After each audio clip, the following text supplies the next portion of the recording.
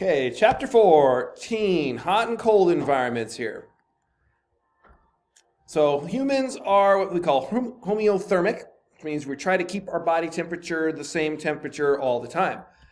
So like when you get sick, you get a fever, and so your body tries to calm the body or cool the body down. And so that's when you start shivering to try to lower the temp or try to take away from the heat that's getting, or you feel too cold, so your body shivers to raise the temperature up. And that's actually your body's way of fighting a infectious anything. So that's why they would zap your forehead during COVID to see, is your temperature up? Because that is a pretty good indicator of whether you're getting sick or not. Yes, you are locked in. I don't know how to keep it cracked. I just know he's going to keep the music going out there. So first the thing is going to go up, then your body's going to stay at above normal, and that's its way of trying to kill off whatever in the body. And most viruses are susceptible to heat. And so that's your body's way of fighting it off. And then you start sweating as it's trying to cool your body off at the end of the fever, generally speaking. But this could also go up and down and up and down, so that's why sometimes in a really bad fever. Did anybody get COVID and have to like go between shivering and sweating and shivering and sweating? That's what it was for the one time I got it. I had a splitting headache during Thanksgiving dinner. And then we stopped to get a trailer for a bike for my kid to ride in. And as I'm standing outside in 50-degree weather in a hoodie, I'm shivering. I'm like, wait, something's wrong. I should not be shivering. And I shivered for the rest of the night until I went to sleep. And I didn't have any problems after that. Until I took the COVID test. And I'm like, yep, you have COVID. I'm like, great, at least it's over Thanksgiving, so I don't miss any work. So your body has acclimatization. So this would be a short-term adaptation to whatever environmental stress there is. So that would be shivering and sweating. Your acclimatization, that would be a long-term adaptation to an environmental stressor. So that would be over years or months. And we'll talk about some of those acclimatizations later when we talk about up and down, should you train or live in high altitudes or not. So your metabolic heat, 25 or less than 20% of your ATP is going to have heat production, and more than 75 it's going to have metabolic heat. So the transfer of heat between body and environment. Heat moves from the core to the shell of the body via the blood, and then when it reaches the skin, it's dissipated through, conduction, convection, radiation, all of these things here. Yeah, I'm not going to be able to move because this thing's skipping forward every 10 seconds or something like that. So to maintain a steady core temperature, these are all the things that the body does. So you have the inside metabolic heat and environmental heat, and then it's going to get it out by radiation, conduction, convection, evaporation, sweat is all a part of that. So body temperature, so there's a pretty interesting picture here. Hopefully I can get back to here so it doesn't skip on me. But they put their arm underneath here, and infrared can see through the black because it's actually seeing the heat. So heat is coming off of this person from their face and from their hands, so the places that have the least amount of stuff in the way. So heat transfers from one solid material to another, sitting in chilly or hot metal bleachers. Anybody ever sat on a cold bleacher and watched a football game or a soccer game and how much colder it is? It's warmer to sit in a folding chair like those canvas pop-up chairs than it is to sit on a bleacher. I really feel bad. My family, they made the pilgrimage that all Nebraska fans must make. You have to go to a Nebraska football game. 90% of that field is metal bleachers. And it was the day before Thanksgiving because I'm Adventist, so I can only go to the Friday game. And it was a Friday noon game, thank goodness, so we could actually go. The bleachers were so cold. It was like almost freezing degrees outside. I think it was like 35 degrees. And it was more important to wear like 3 pairs of pants than it was to wear extra jackets. Like by the end of the game, I was in a sweatshirt in 40 degrees and I was comfortable, but I had like long underwear on, sweatpants, and like another layer on top of that because I knew the bleacher was going to be so cold.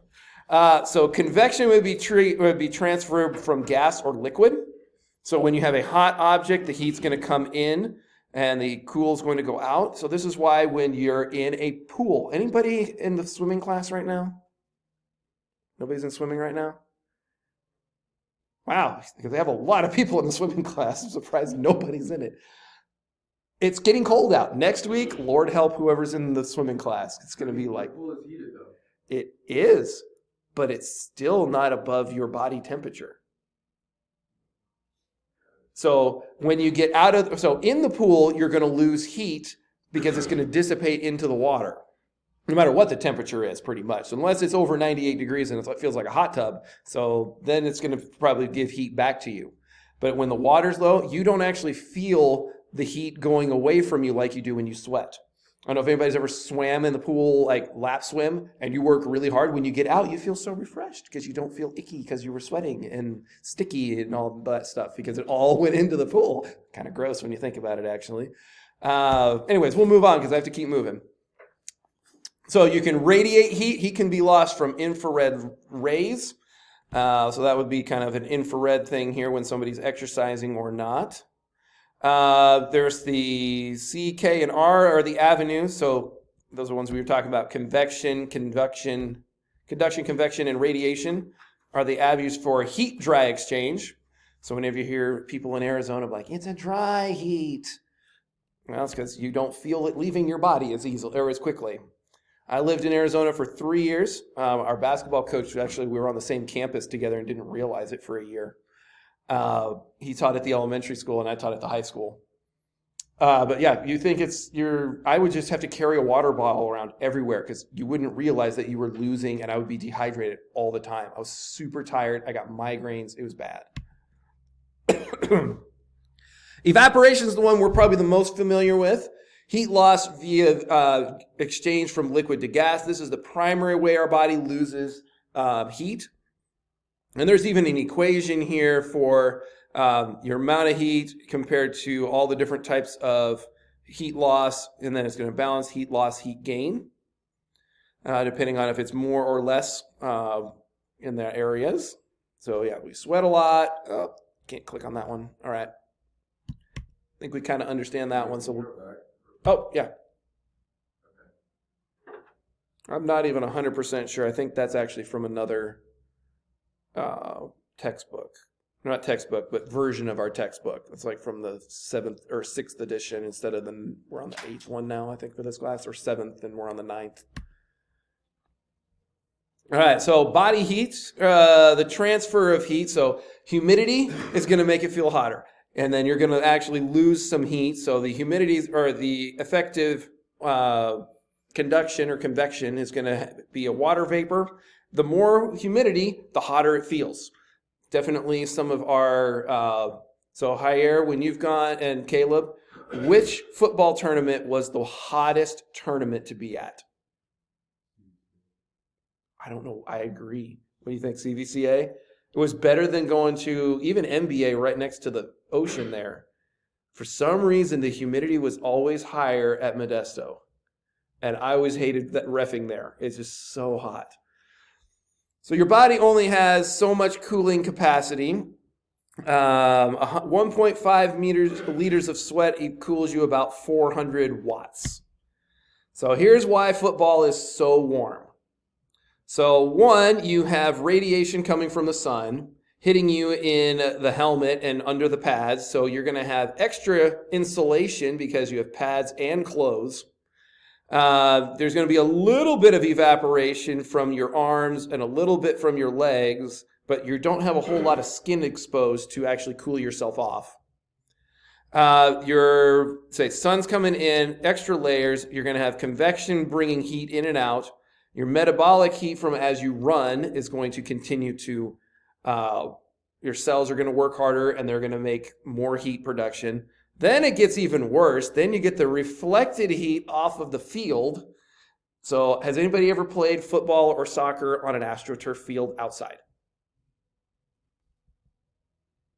It is worse than it is grass because it reflects off of that surface and it feels that much hotter. Because you get it twice. You get it from here and then you get it off of the reflection. The ground itself actually is hotter in an AstroTurf compared to grass. And also your shoes actually in contact are actually absorbing heat through your feet. It's not as much there, but there is some, and especially if you have like a black shoe with a black sole on a hot AstroTurf field, it's going to, I've actually heard of players having burnt feet in their shoe from an AstroTurf field. I've also seen shoes melt, as in like the sole separates from the shoe on an AstroTurf field. Hasn't happened often, but I have seen it happen before in a high school football game. So yeah, it does happen. Here we go. Playing fields. Is it so hot? Melting the cleats off. There we go. I love it when I'm paying attention, or when I tell stories of things that are already on here. It's going to be harder to see here. So there's just kind of the pictures of it. Yeah, we're going to move on. But yeah, there's a whole article there about it being so hot that the turf was melting cleats. Yikes. Take a quick standing break. We're going to keep on going here.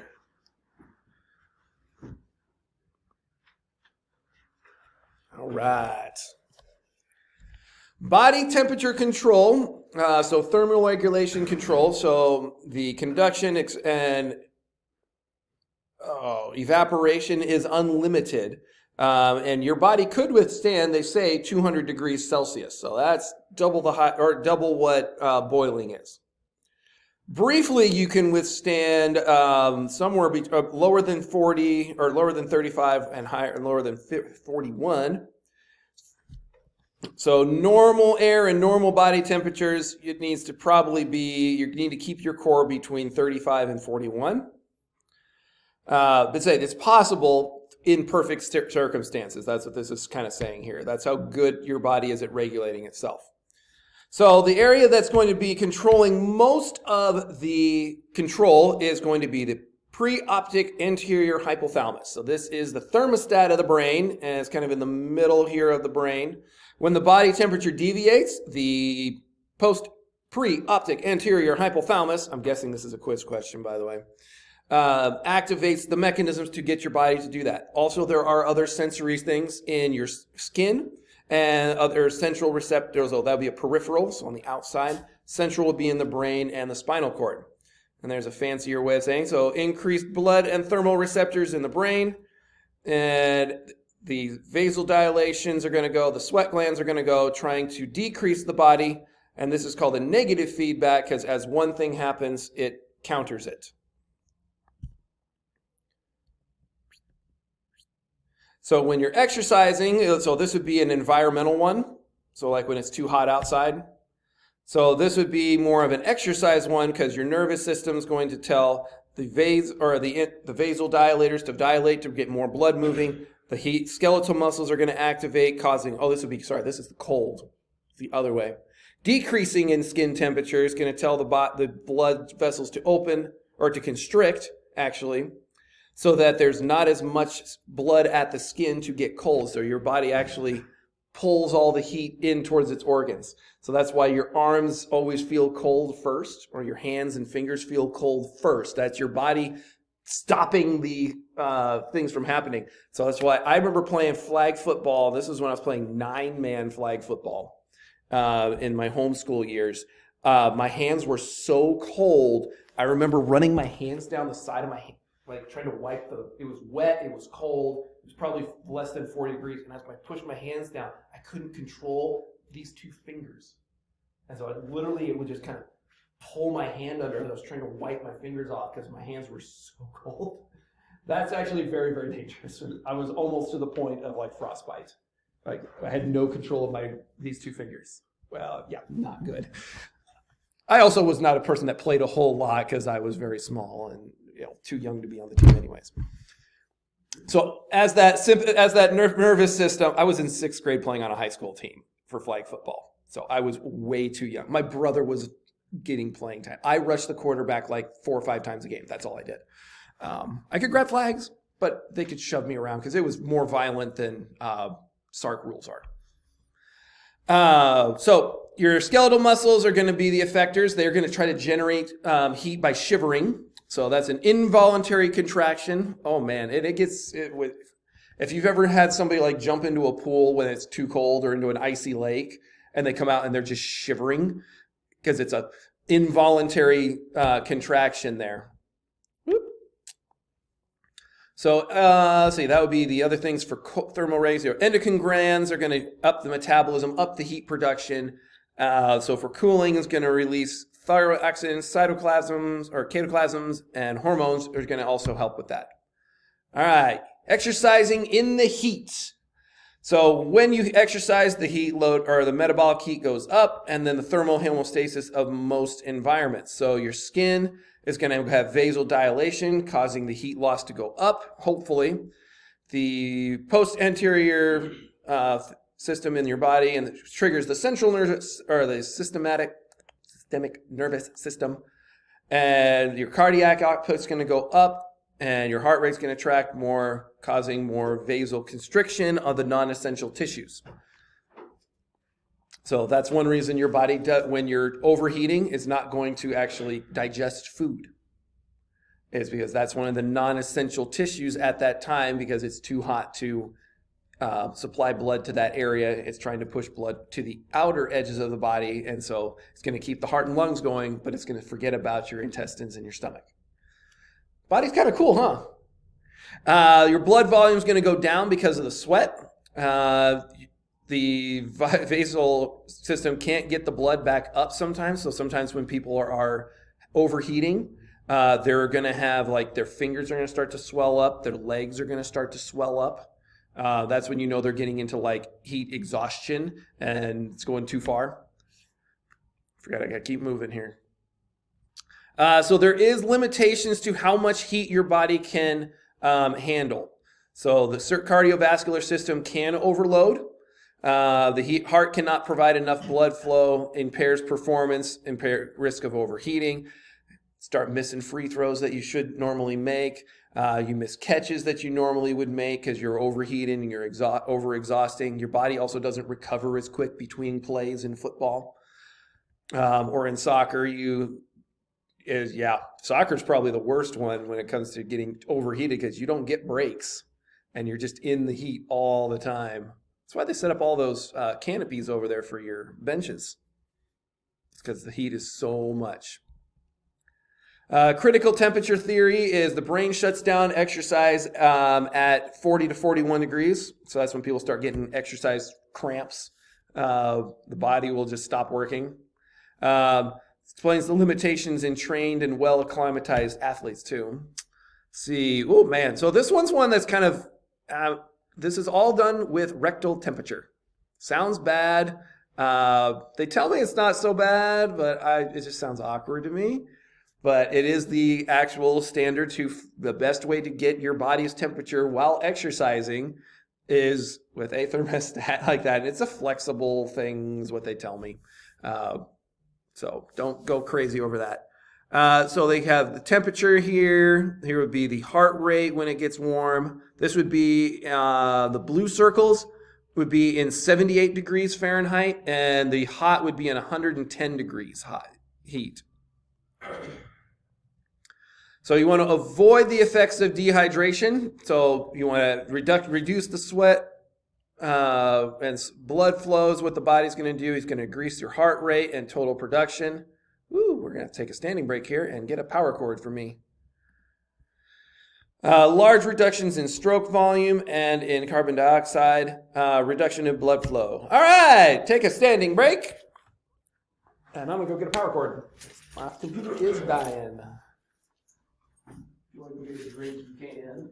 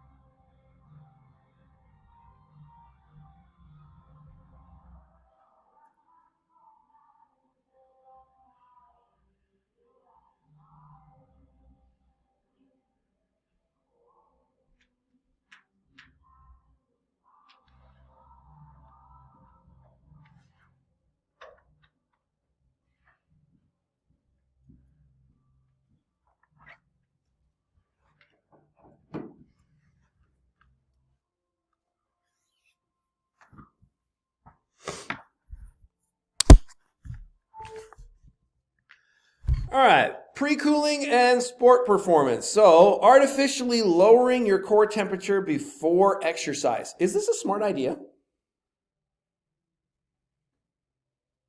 So, should you take an ice bath before your games today, guys?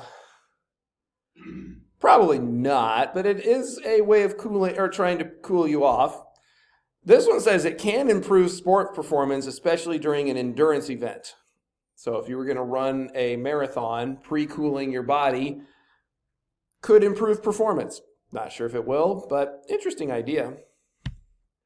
Don't know anybody that's tried it. So our physiological response to heat. So we're going to sweat, and then your sweat's going to have electrolyte content. It's going to get lower than the plasma in your blood. Light sweating is going to have very diluted sweat, and heavy sweating is going to be less diluted, so more calcium and I forget what that one is off the top of my head, ions there. There's what our anatomy of a duct looks like. So there's this coil that's going to maintain protein-free filters in here, and then the duct is actually absorbing mainly sodium and calcium ions, and then the pore is going to shoot it out when it needs to happen. So sweat is going to be compensating by training, so more sensitive to aldostone, different chemicals here, calcium and potassium, magnesium losses. So those are all the things that are in what kind of drink? Potassium, calcium, magnesium. What kind of drinks have those all the time?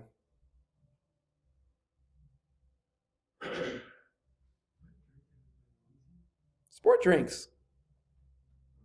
Those are the three main things they advertise that are in sports drinks. So that's why those are the items that are in sports drinks, and so they're to supposedly replace everything you're sweating off. So here's the number you need to know.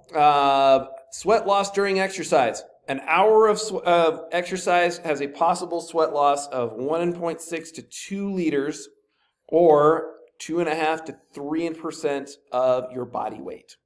It's quite a bit, depending on. So it's pretty much, it's more like how big you are is how much you're going to lose during exercise, and let's say during your percentage there. So here's how much this is: sweat from calcium chloride and potassium. How much is coming off in a trained man, an untrained man. Notice there's a whole lot less coming off of an untrained person. So your body does adapt when it knows how much exercise it's going to do. On the other hand, if you haven't exercised much, or a client of yours or a student of yours, they're going to sweat more because they haven't acclimatized to what they're doing. Or probably the best story I have for somebody having too much heat. We had a team come from, I think it was Wilmington or Washington high school, and that would have been close to the Grand Canyon. Now the elevation at the Grand Canyon is 3,000 feet probably, maybe 4,000 feet. I'm not 100% sure. Don't quote me on that. Either way, way more than where I was at Thunderbird, where it was pretty close to sea level in the middle of Death Valley. So they came down and they played a soccer game. After the soccer game, and I didn't actually see the game itself. I saw the aftermath as I came into the gym, as there were 2 ambulances on campus, and these guys were all hooked up with IVs to cool them down because they had heat exhaustion. I don't even know if they finished the game, to be honest. And I know we put them up in the dorms afterwards because we had dorm rooms and extra ones. So they ended up staying the night and driving back the next day. Oh, and they rode down on a school bus without air conditioning. And it was probably 105 degrees outside.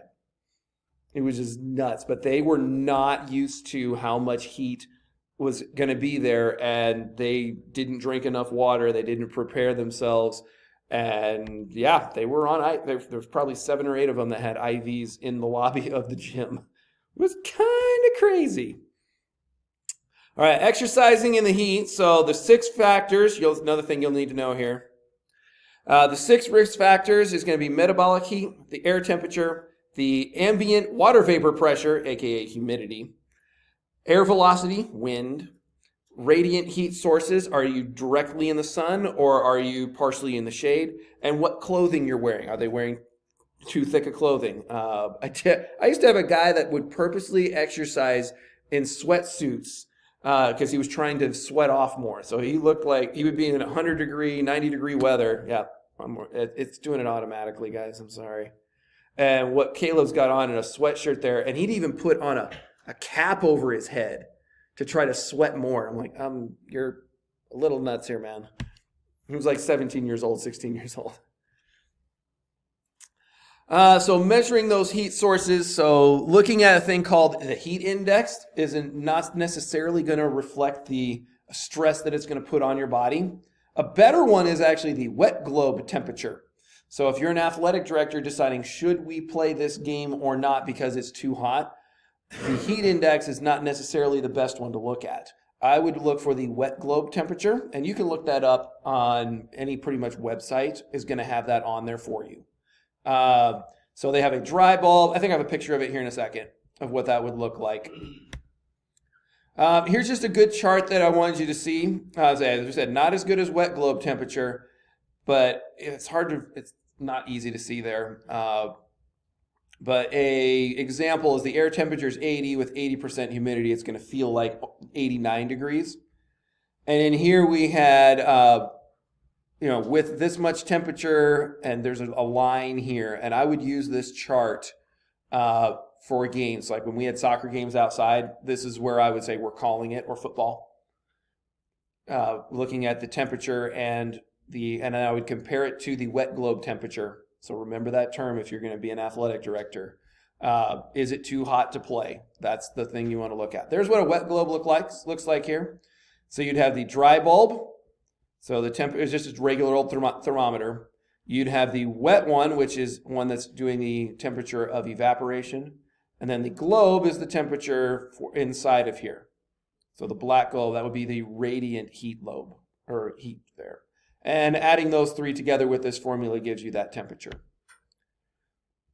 So risks for heat stroke are going to be above 82 degrees Fahrenheit. Has a risk of hyperthermia, so it'll be too much heat. We talk a lot about hypothermia being too cold. All right, so the greatest cause of weather fatalities is what? Heat, by far. Flood has quite a few weather-related ones. Lightning has a few. Water doesn't have very much. Cold doesn't have very much.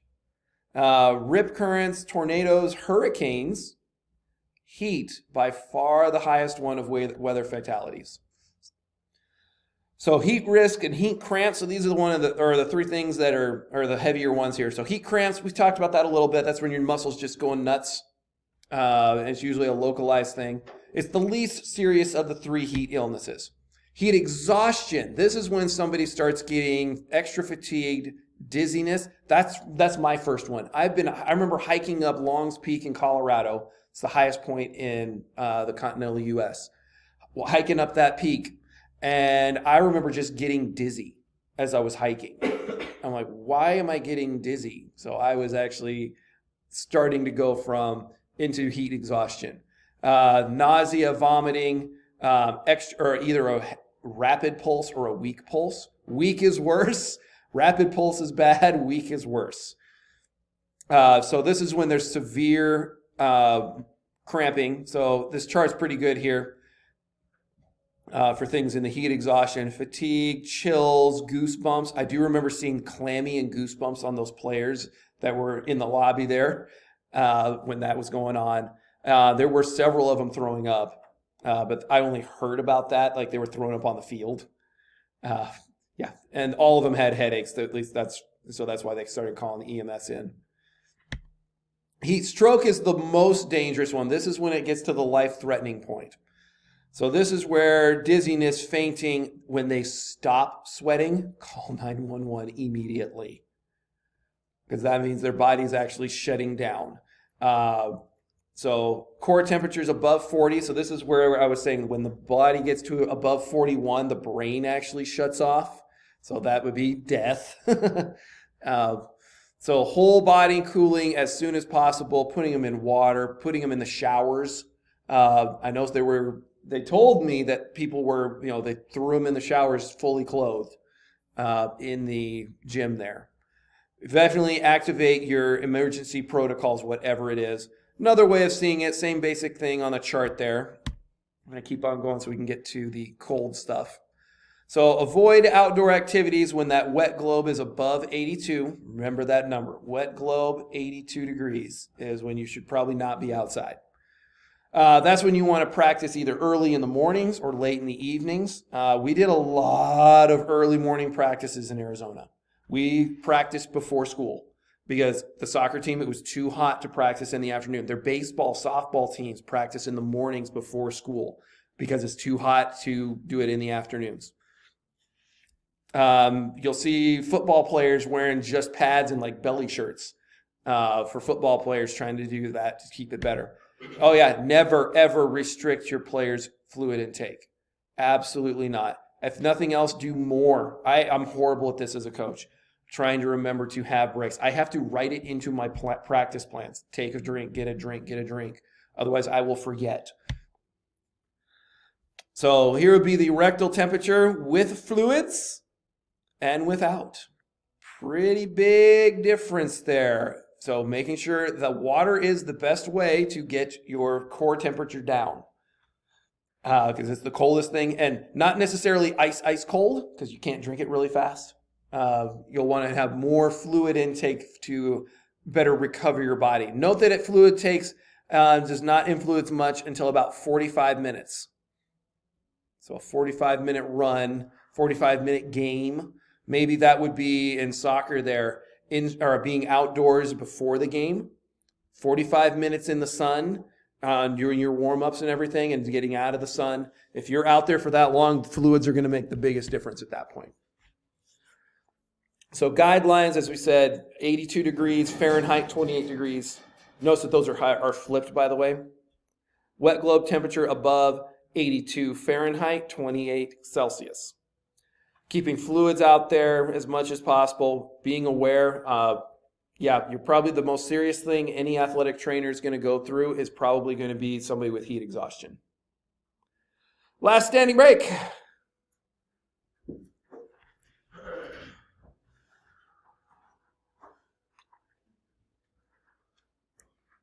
What's the Napa Valley Marathon? It's a marathon that we worked out with Paulson last year. So we worked out first mile of our station. I remember him. I didn't realize that. I thought that was in Modesto. Yeah, they started up in Kalispell and worked their way all the way to Napa. At least it's all downhill. All right, we're going to keep going through this quicker. So repeated exercise in the heat is going to give you better performance. So acclimatization would be short term, acclimatization would be long term. So if you do a lot of exercise outside, your body will adjust a little bit. Everything's going to get a little better, lower core temperature. Your body's not going to panic as quickly, so that's what you train it for. Body plasma goes up, and then heart rate, cardiacs. So widespread sweating earlier, and then it's going to dilute more after that. So there again, here would be a acclimatized athlete compared to an unacclimatized athlete. So those soccer players that weren't used to the heat compared to the ones that were used to the heat. Here would be their heart rate, again, acclimatized and non-acclimatized. So this would be how long it took them to cool down after the game. So they were at 30, almost 40 degrees, and after 2 hours, 4 hours, it actually doesn't tell me, heat exercise a day, final heart rate in beats per minute. I'm not sure what that's actually saying there. Hourly sweat rate, so maybe this is the acclimatization. As they train in it longer, their body gets better at dealing with the heart rate and dealing with how much sweat per hour. Sex differences. Women have the same capacity for exercising in the heat as men. Women tend to have a lower sweat rate, but they have more active glands. So they have lower rates, but the glands themselves are better at doing that. Keep on going there. So here is what I was saying earlier. These are the ways of checking internal temperature. One would be the rectal thermometer. So that would be this one here. There is a pill that they can put into that you would swallow. Well, actually, through nose, down throat. So that they call a thoracic sensor. More recently, they're actually doing it's not Bluetooth, because Bluetooth doesn't go through the body, but there is a wireless frequency that they're using to actually take it in real time. Obviously, I would prefer that one if it was going to be done on me, but that also means you have to swallow it and then you have to wait for it to come out the other end. So that might be awkward too. Maybe the rectal thermometer would be better.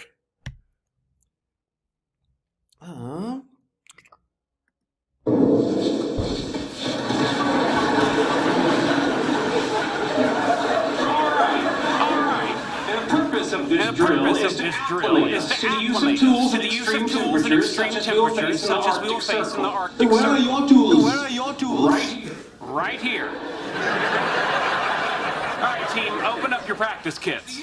As the university did not permit me to bring the actual equipment we'll be using to the Cheesecake Factory, because apparently I'm ridiculous, I provided substitutes which will exercise your fine motor skills. Leonard, you will be doing a series of complex mathematical problems on a vintage Casio Model 1175 calculator watch I received when I won the Earth Science Medal in 3rd grade. Treat it with respect. Raj, you will be painting sideburns and a Van Dyke on a 6-inch figurine of Legolas the Elf. Now remember, a Van Dyke is a goatee without a mustache. Wallowitz, you will be completing a series of delicate surgical procedures on the classic children's game, Operation. To begin with, you will remove Funny Bone for $200. For this, I went to MIT. And begin.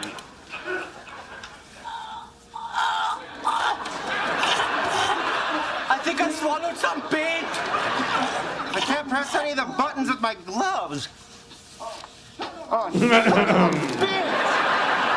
Adversity is to be expected. Continue. oh, boy, am I going to get sued. Okay, I can't do this. Me either. Gentlemen, use your imagination. Innovate. Did Han Solo let Luke Skywalker freeze to death on the ice planet of Hoth? No. He cut open a tauntaun and used its internal body heat to warm him up. You heard the man. Hold him down and I'll cut him open. So that's just a funny way of getting into or cold exposure there. Random side note, if you've ever watched Mythbusters, they actually tested the whole put somebody into an animal to keep them warm.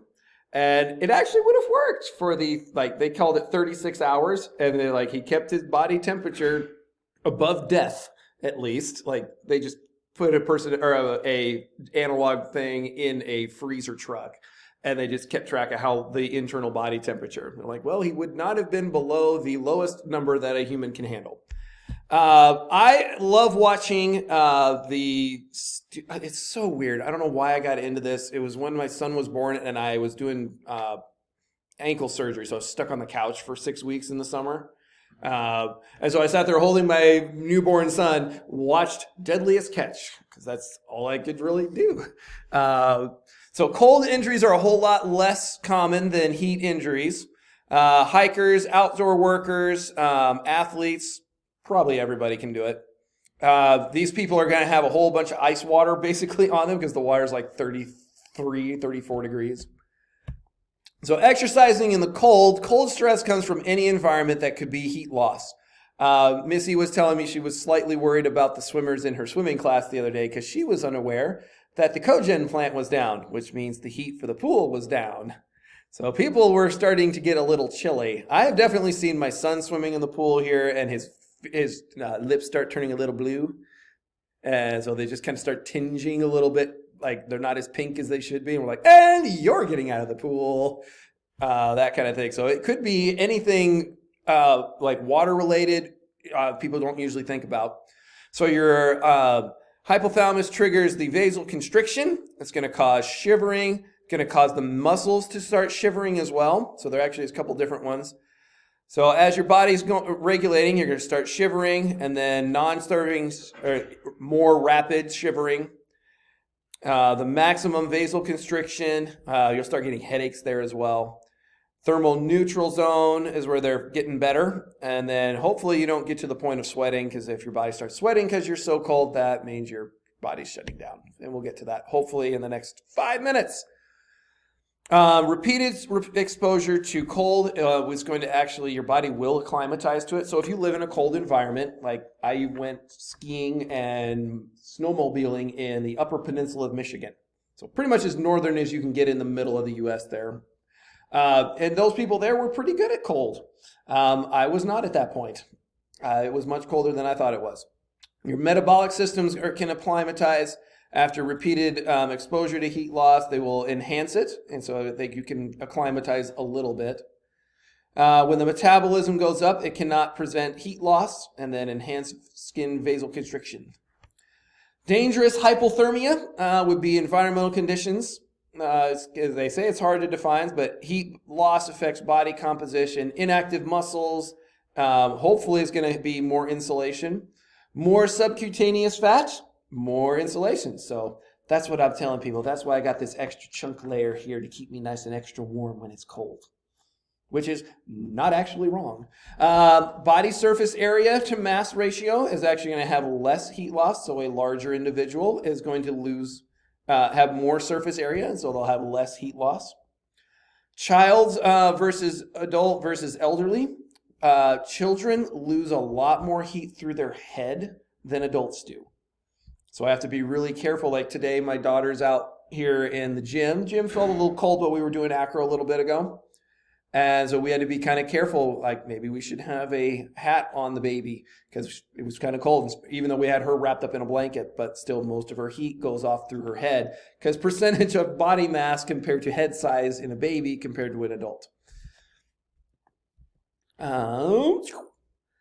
Your body is awesome. It actually can heat up. So if it's 0 degrees, so freezing, it goes through the nose or the mouth. It's going to get to about 15 degrees by the back of your throat, 20 degrees, and getting up to 30 degrees by the time it gets into the lungs. So in that short amount of time, the body can heat up the air pretty quick. It's kind of cool how the body does that. We were kind of talking about the body weight to surface ratio. So adult has 85 kilograms compared to a 25 kilogram child. The surface area, 2 compared to that. And this is the area or mass ratio for them. That's why an adult can stay warmer longer. Kids get cold a lot faster. Same concept. As in with heat, air temperature is not the most important thing, is not the only thing. Heat loss is really affected by wind chill. I'm from Nebraska. It's always going to have wind. So we get blizzard-like conditions with it blowing around. I'm going to go quick here. Same concept for chart here that I would use for is it too cold for the game. So if it has a wind speed of this and an air temperature of this, we're going to make sure we're going to freeze or not. And this is all Celsius. Let's see. Water has thermal conductivity 26 times greater than air. So you lose heat 26 times faster in the pool than you do in the air. That's why these polar bear plunges are a big deal, and ice baths are a big deal recently. I've never tried one. Has anybody ever tried an ice bath? Like on purpose? Were you shivering when you got out? Immediately when I was in the hot tub, then I went into the pool immediately. And I was just like, I have to get out. It's cold. The only thing I've done is rolled down so we had a hot tub in my house when I was growing up. It's still there. But then we had like this hill outside of it. So we would jump out when it was like 1.5 feet of snow, and we would roll down the hill, run back up, and get back in. That's as close as I've ever done. So there's some other ones here. I'm going to go as quick as I can. I got like 4 slides here, so bear with me for just a second. Muscle function goes down as you get colder. Your fatigue goes up really fast, so like your body locks up, as you were saying. Your free fatty acids metabolically go up. Your glucose responses go up as well. That is going to cause the fuel for shivering. And hypothermia, that's the easier one. Mild hypothermia, just put them in warm blankets. Severe hypothermia, you're going to really warm them up, but don't warm them up too fast. Don't like stick somebody in a hot shower that's been cold. Frostbites, when it gets bad, that's really, really bad there, and those tissues will never grow back. Asthma is another one that you probably need to worry about more as a professional. If somebody has asthma and they're exercising in the cold, it can make it way worse for them. So just the last thing, when you exercise in a cold environment, layers are your friend. I remember hearing that the quarterback for the Green Bay Packers, why in Wisconsin they don't have a roof on their field, I have no idea. But he was telling us in his last year, Brett Favre, he was like, I have a new record, 6 layers of clothing for a football game. He's like, my record before this was 5. So more layers to keep you warm, stay dry, change clothes. Oh yeah, and he would change his, at halftime, he would change all 6 layers. So that's all I got. Have a great day.